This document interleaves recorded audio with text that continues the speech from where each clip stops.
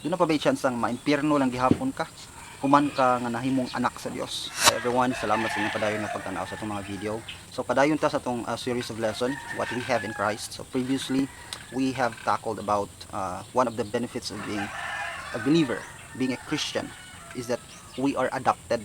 And being a son of God goes with a lot of benefits. So sa benefits ato nang na-mention sa atong previous lesson katong entitled nga kang kinsa kang anak. Dito atong gisulti nga once you are adopted, once you believe on the gospel, the death, burial, and resurrection of Jesus Christ, ang Dios nahimon mong papa. O since usa siya ka responsable nga papa, dunay pagdisiplina, dunay pagtudlo nga mahitabo sa usa ka magtotoo. Mao nang expected sa usa ka magtotoo nga in the process of time there will be a lot of changes in his way of life. Kunya usasad ato sa na-discuss nga doon na ni mulaban nato.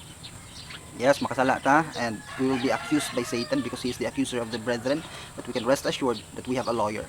And our lawyer, according to the book of 1 John chapter 2 verses 1 and 2, our lawyer is the Lord himself, the Lord Jesus Christ. He was the one who died on the cross to pay the penalty of our sins. And a good thing, the Bible reveals in Hebrews chapter 10 nga ang na-achieve sa iyahang sakripisyo dito sa cross sa Kalbaryo, nabayaran ang sala nato, no? Sala sa kahangturan, past, present, and future na. Mao nang tungod kay nabayaran ang atong tanang sala, ang declaration sa Bible, we're perfected forever. Hebrews chapter 10 verse 14, perfected forever na ta. Strong kayo na siya nga statement higala. Ang naka-perfect na to forever, ang iyang sakripisyo dili ato ang sakripisyo. Mo nang walay chance nga mawagtang pa ang kaluwasan nga imong nadawatan human ka nituo sa gospel. Tungod kay wala man ni nag-agad sa ato ang effort, wala nag-agad sa atong binuhatan, kundi nag-agad sa nabuhat na ni Jesus Christ. Unya human na niya nabuhat. Okay? So mo nang wala na. So karon to end our lesson number 1, atong idugang pa another benefits nga makuha sa usa ka believer na ni Jesus Christ nga nahimon niyang anak, sa usa ka anak. Now, so the verse is found in Romans chapter 8. So atong tubagon ng pangutana nga human ka nituo, gideklara ka sa Biblia nga luwas na, di ba? Perfected forever na ka. But do na pa bay tsansa nga mabulag ka gikan sa gugma sa Dios. Do na pa bay tsansa nga maimpierno lang gihapon ka human ka nga nahimong anak sa Dios. Will there be a chance? Will there be a possibility? Because there are a lot of churches today are still teaching that doctrine nga kada bang walay eternal security, nga posible pa daw nga ang usa ka magtutuo na sa Ginoo maimpierno gihapon. Posible pa daw nga mawagtang ang atong kaluwasan. Posible pa daw nga mabulag pata gikan sa Dios. So we will take that into account and we will allow me to quote verses from the Bible showing the opposite, no? Nga wala na bisan unsa pa nga butang aning kalibutana nga pwedeng makapabulag nato gikan sa gugma sa Dios. Okay? So the focal verses that we are going to read this morning is found in Romans chapter 8. So duha ka butang, no, nga benepisyo sa diyang human ka nahimong anak sa Dios, human ka nituo sa gospel, nahimo kang adopted son of God, and there are two more benefits nga atong dawatan gikan sa Ginoo. So open your Bible, if you have a Bible with you, open it in Romans chapter 8. Romans chapter 8. So beginning verse 14, ingon dinhi ang Bible higala. For as many as are led by the Spirit of God, they are the sons of God. Okay? So if you are led by the Spirit of God, you are the sons of God. For ye have not received the spirit of bondage again to fear, but ye received the spirit of adoption, whereby we cry, Abba, Father. So unsa kuno nadawatan nato? Ang nadawatan nato, spirit of adoption. Unang karon maka-cry na ta, makatuaw na ta, makatawag na ta niya nga Papa. So sinagop na ta. Unang makatawag na ta sa Dios nga ato ang Papa. Kun mga anak kani. Verse 16. Ang Espiritu mismo nagapamatuod uban sa atong espiritu nga kita mao ang mga anak sa Dios. So the Holy Spirit, okay, we have the Spirit nga gibuhi sa Ginoo, and the Holy Spirit himself mao ay magtestify nga kita mga anak na sa Dios, mao siya magpamatuod nga mga anak na ta sa Dios. Verse 17. Ug kun mga anak nan mga manununod. So here comes the benefit. One of the benefits of being the son of God. Kay mga anak na ta, manununod na ta sa mga butang sa Dios. Verse 17. Ug kun mga anak nan mga manununod sa Dios, ug mga isig ka manununod uban ni Kristo, kung mauman nga kita nag-antos uban kaniya aron nga kita usab pagahimayaon pagtingob. So you see, manununod na ka. Human ka nahimong anak, usa na ka manununod sa Dios. Ang Dios may tag-iya sa tanang butang, so manununod na ka. Ang Dios may tag-iya sa langit, so manununod na ka. Nya mauli ka impyerno. Wala na. That is no longer a possibility. Kay human ka nito o nahimo kang anak o kay anak ingon ang declaration sa Biblia, manununod na ta uban ni Kristo. Isig ka manununod na ta. Kung unsay madawatan ni Kristo, doon na ta apil ta. Okay? So man usas mga benepisyo sa pagkaanak sa Dios. Manununod na ta mo nang may impyerno mo kauli. Nga panulundon nimo mga kabtangan, mga butang sa Dios. Taga langit imong papa. Pero ang balay sa imong papa didto. O doon na kay bahin didto. Manununod ka didto. So wala na, dili na, wala na ng impyerno. Okay? Benepisyo. Now, ang pangutana karon, doon na pa ba'y butang nga makapabulag nato gikan sa gugma sa Dios. Ang pangutana na diri ni Apostol Pablo, tan-aw nato karon unsay tubag niya. Verse 35. Dito ta verse 35. Tanawa higala. Verse 35 mangutana si Paul, who shall separate us from the love of Christ? Kinsa kunoy makapabulag nato gikan sa gugma ni Jesus Christ? Sa atong igsuon, atong pinamagwangan nga igsuon diha sa Ginoo. Okay, sa verse 29 nahimo man siyang panganay nato kumanta ni tuo sa gospel. Kay si kinsa ba, verse 29, kay si kinsa iyang giila ng daan, iya usab nga gikatakda ng daan nga mahisama ngadto sa dagway sa iyang anak, aron nga siya si Jesus Christ mahimong panganay diha sa daghang kaigsuunan. So nahimo siyang panganay. So di siya panganay sa una. Kay siya mabugtong man siya. Pero karon, manidawat ka sa gospel, ituo ka sa iyahang sakripisyo dito sa cross.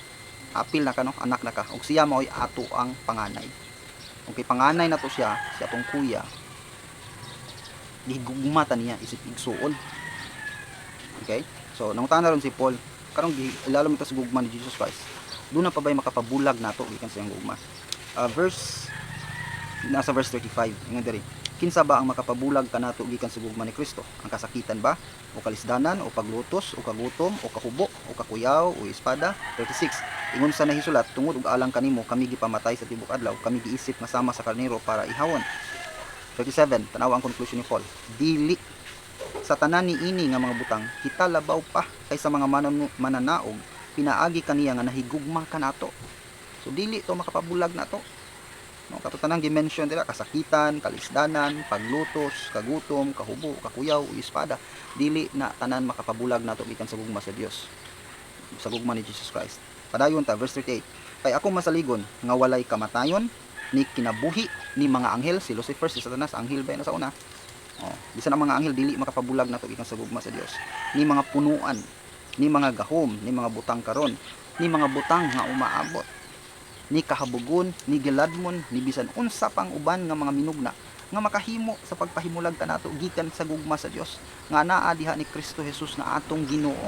So ang declaration higala sa Biblia, man ka nga nahimong anak sa Dios, wala na bisan unsa pang butang aning kinabuhi bisan sa umalabot nga makapabulag nato gikan sa gugma sa Dios, gikan sa gugma ni Jesus Christ. Wala na makaseparate. Ingon sila, og ikaw gid mismo may mo dili, ikaw gid mismo may mo balibad. Ingon na ganing Ginoo, wala nay makapabulag nato bisan unsa pa nga butang, bisan unsa pa nga minugna. Ano gingon diri ni kahabugon, ni gilad mo, ni bisan unsa pang uban nga minugna. Ikaw dili ka minugna sa Dios? Ikaw mismo ba di ka minugna sa Dios? So wala pa ka nahimong anak, minugna mo ka sa Dios. So ingon diri, wala. Verse 39, tanawa ng verse 39, ni kahabugon, ni gilad mo, ni bisan unsa bang uban nga minugna nga makahimo sa pagpahimulag kanato gikan sa gugma sa Dios nga naa diha ni Kristo Jesus nga atong Ginoo. So nothing can separate us. That's one of the benefits of being the son of God, being one of the sons of God or daughters of God. Wala nay makapabulag nimo gikan sa gugma sa Dios. Ug kay wala na may makapabulag nimo gikan sa gugma sa Dios, it is a guarantee that you will remain saved forever. You are saved by faith, by grace, through faith, and after that you become an adopted son of God or adopted daughter of God, and you will remain God's daughter and God's son forever, because nothing can separate us from the love of Christ. Nothing, nada. Okay? So ang pangutana, doon na pa ba'y posibilidad nga makapabulag na ito gikan sa gugma sa Dios? Wala na. Klaro man na ang Bible in Hebrews 10. perfected forever na ta through the sacrifice of Christ, not through our sacrifice. So regardless kung si mabuhat na to ang lawasa, since dili mo ni mao'y gibasihan para sa atong kaluwasan, dili po ni mahimong basihan para sa atong kalaglagan. Dili po niyo siya pwedeng mahimong basihan na mawagtang atong kaluwasan. Kaya di man ni mao'y nakaluwas na to. Diba no? Huwag ang pasalig niya nga, wala na may makapabulag na to, gikan siyang gugma. So magpabilin ta regardless kung sa atong mahimo. But dili po na siya lisensya na magpatuyang tag pagpakasala.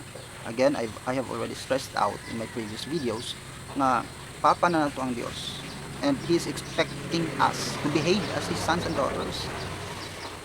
No, ang gi-expect sa Ginoo na to nga maminaw na ta niya, musunod na ta niya.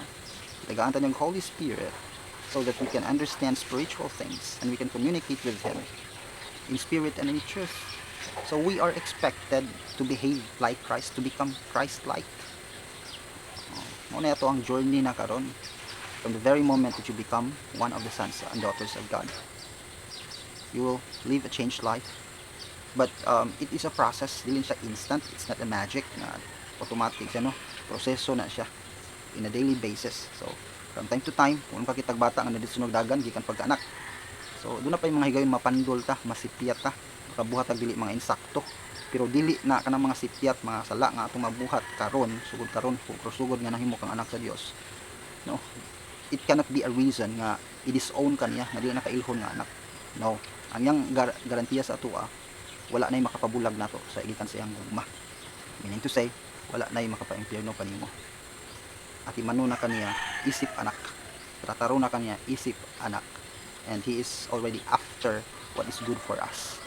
So hell is no longer a consideration. Okay? Because hell is for God's enemy, and we are no longer God's enemy. We are God's family. So that will be all. Thank you and God bless.